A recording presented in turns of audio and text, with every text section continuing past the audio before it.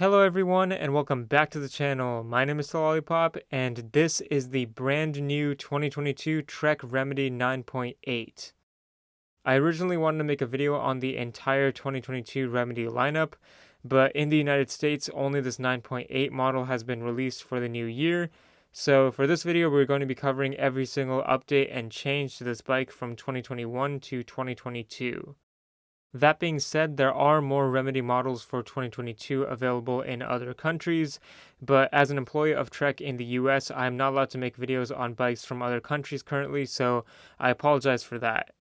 Nonetheless, let's get into this video, beginning with a quick Remedy overview. So the Remedy bikes from Trek are their only full suspension mountain bikes that come with 27.5-inch diameter wheels. 29-inch wheeled bikes are typically known for their speed and ability to plow through various terrain more easily, while 27.5-inch wheeled bikes are more known for riders who prefer technical terrain and want to throw around their bike more easily.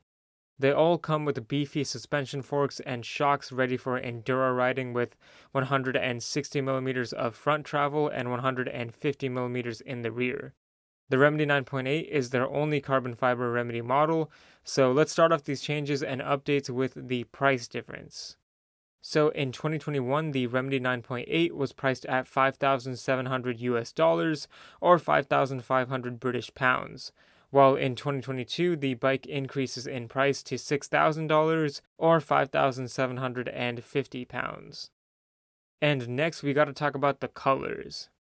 The 2021 model came in the colors Purple Flip, which I personally love, and Gloss Black Olive with matte Niester black accents, which is also very nice. The new bike, however, replaces both of these with a matte Trek black color with these bronze accents. However, in some other countries, this new bike also comes in a pretty cool satin marigold color with these black accents. Alright, now let's move on to the component changes, the first of which being the rear shock. Now this one is a cool update since the 2021 Remedy used a Fox Performance Float DPX2 rear shock with an Evol air spring, which is a very good shock, but the new bike uses the brand new 2022 model Fox Performance Elite Float X shock, which has a 2-position damper.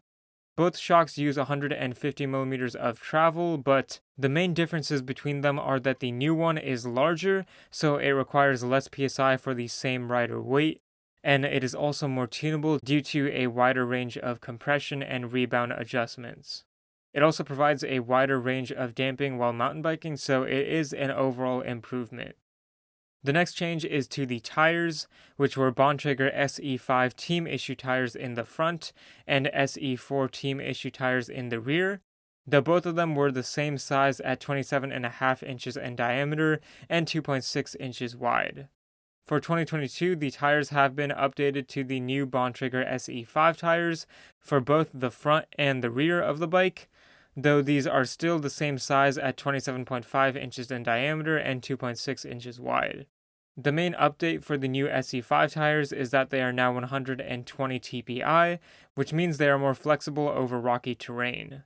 And it's worth mentioning that both bikes come tubeless prepared from the factory still, with tire sealant installed.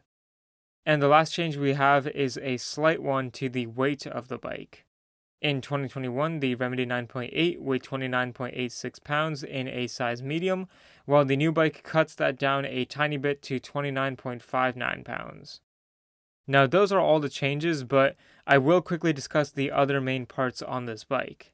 So for the front suspension fork, this bike still has the Fox Performance 38 from last year, which is a very large enduro fork with 38mm wide stanchions and 160mm of suspension travel.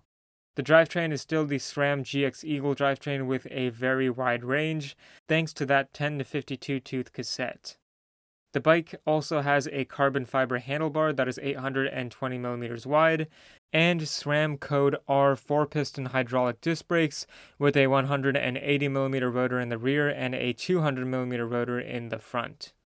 But yeah, that's basically it for this video. I hope all of you enjoyed, and as always, I appreciate you for watching. In terms of my personal thoughts, there aren't many changes, but at least they are good changes.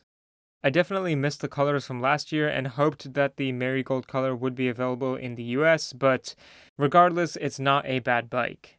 Besides that, thank you guys so much, and remember to keep biking.